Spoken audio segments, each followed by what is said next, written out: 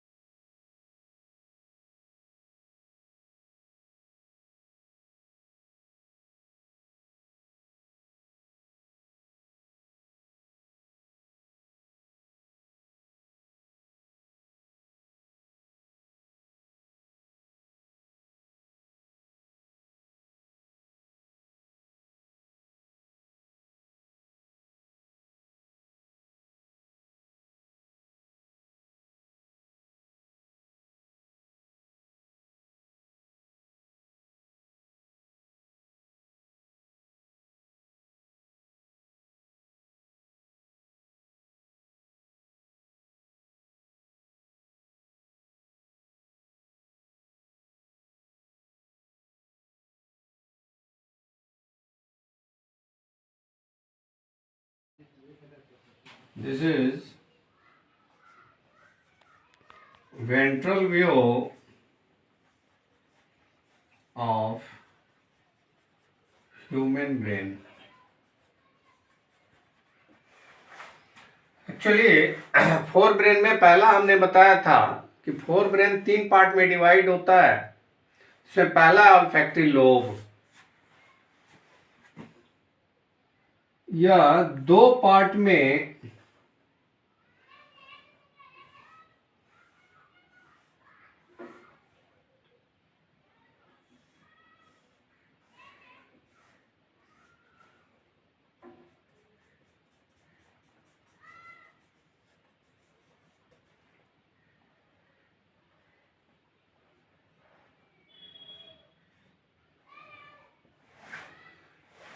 दो olfactory tract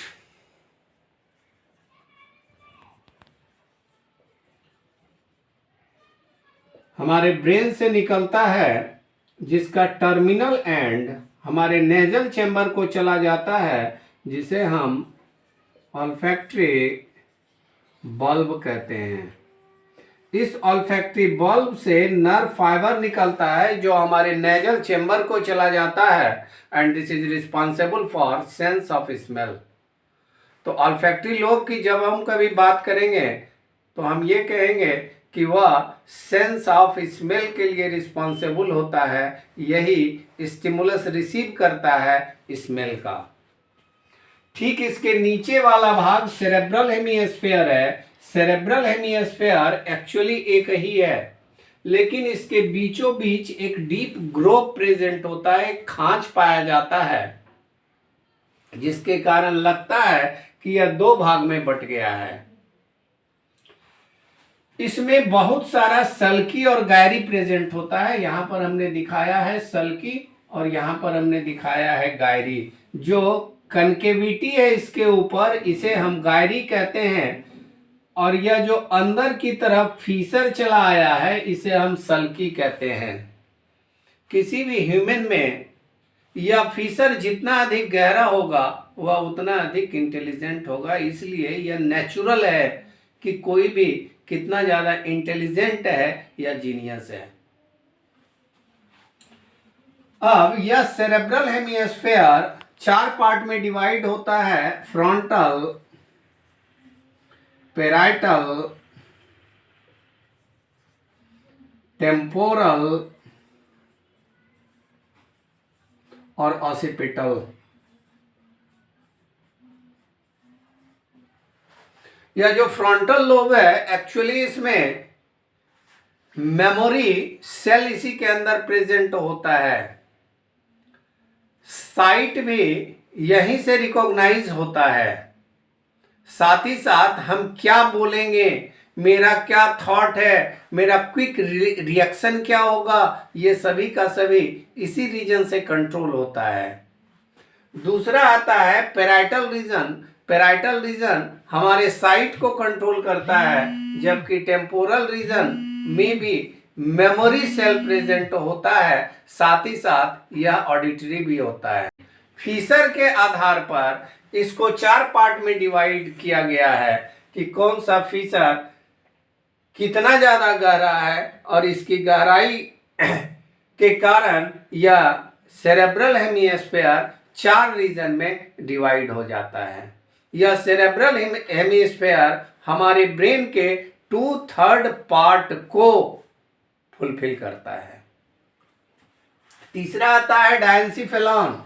यह डायंसिफेलॉन triangular structure है, जिसके डॉर्सल सरफेस को हम कहते हैं एपिथैलेमस।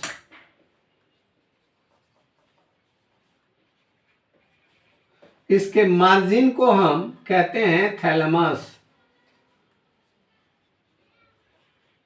और इसके वेंट्रल सरफेस को, नीचे वाले भाग को हम कहते हैं हाइपोथैलेमस।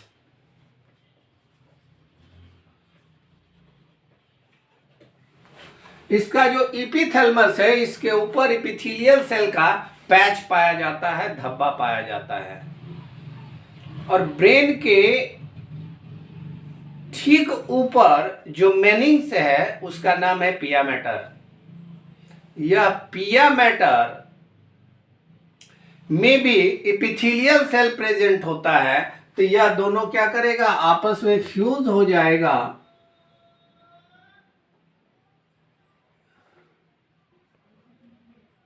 यह पिया मैटर है, यह फ्यूज कर गया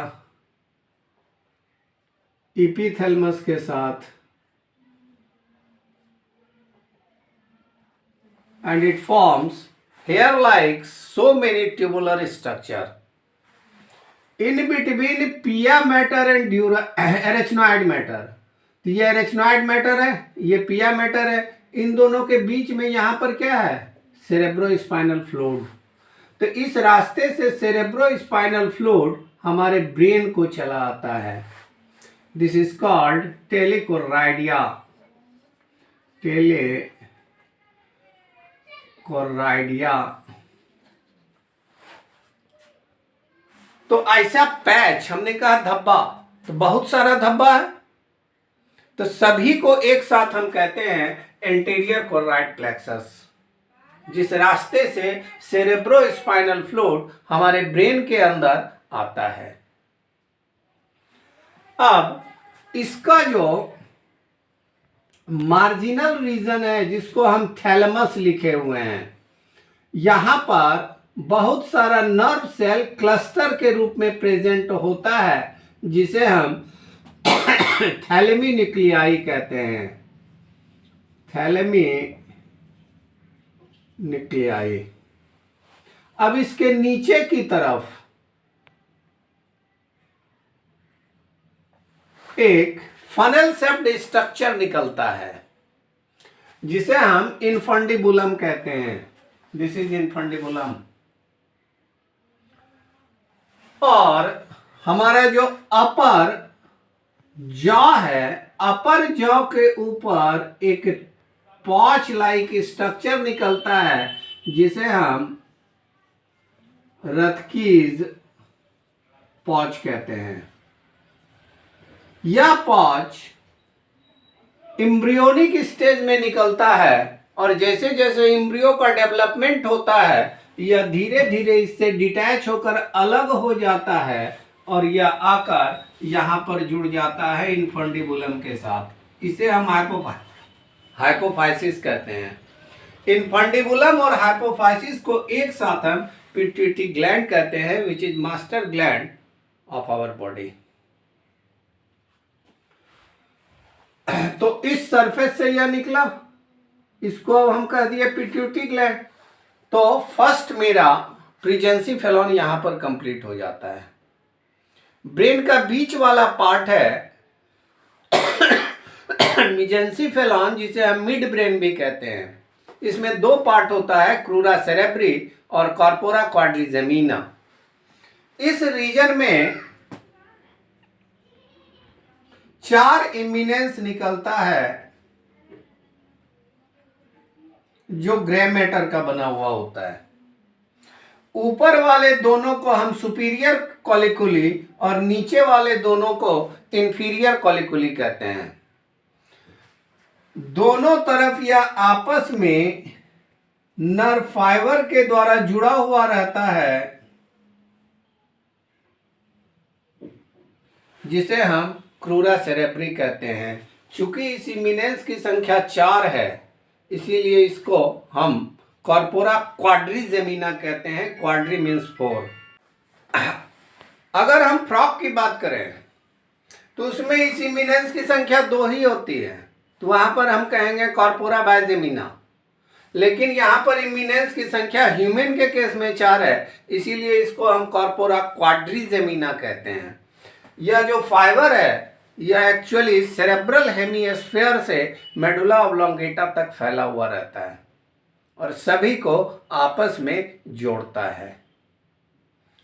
एक्चुअली यह ऑप्टिक लोब है। This is responsible for site. और यहां पर जो आप लाइट का रे रिसीव करते हैं रेटिना के ऊपर, तो इन्वर्टेड इमेज बनता है, उल्टा प्रतिबिंब बनता है। यह इन्वर्टेड इमेज, फिर हमने क्या कहा कि फ्रंटल रीजन साइट के लिए भी रिस्पॉन्सिबल होता है। यहां पर यह इन्वर्टेड इमेज को सीधा करके दिखाया जाता है, तभी हम किसी चीज को सीधा देखते हैं। अदरवाइज हमारे रेटिना के ऊपर जो इमेज बनता है, दैट इज ऑलवेज इन्वर्टेड। अब तीसरा में आता है पोन्स वेरोली, मेडुला ऑब्लोंगेटा और cerebellum. Pons varolii actually interlaced medullated nerve fibre का बना हुआ होता है, जिसे चटाई होता है, ये देख रहे हैं, एक ऊपर एक नीचे। तो यह मेडुलेटेड नर्व फाइबर इंटरलैस्ड होता है, इसी से यह मेडुला ऑब्लोंगेटा बनता है। लेकिन ये पोन्स वेरोली बनता है, लेकिन मेडुला ऑब्लोंगेटा के केस में यह medullated nerve fibre parallel bundle के रूप में पाया जाता है और यह दोनों जगह पर रेस्पिरेटरी सेंटर प्रेजेंट होता है जो हमारे ब्रीदिंग रेट को कंट्रोल करता है। हम कभी तेजी से सांस लेते हैं, कभी धीमे सांस लेते हैं जब हम रेस्ट में रहते हैं। इसको कोई ना कोई कंट्रोल तो करता होगा। यह कंट्रोल रेस्पिरेटरी सेंटर करता है जो पॉन्स वेरोली और मेडुला ऑब्लोंगेटा के ऊपर प्रेजेंट होता है। मेडुला ऑब्लोंगेटा के डॉर्सल सरफेस पर भी टेलिकोराइडिया प्रेजेंट होता है जिसे हम पोस्टेरियर कोराइड प्लेक्सस कहते हैं। अब इसके साइड में हम आते हैं cerebellum. Cerebellum actually short medullated nerve fibre का बना हुआ होता है जिसे हम भर्मिस कहते हैं। अगर इसका हम टीएस काटें तो इसमें ट्री लाइक स्ट्रक्चर हमको दिखाई देता है। It is called arbor witty and this is responsible for power of will. यह इच्छा शक्ति को कंट्रोल करता है कि आपके अंदर विल पावर कितना है। That's all, thank you.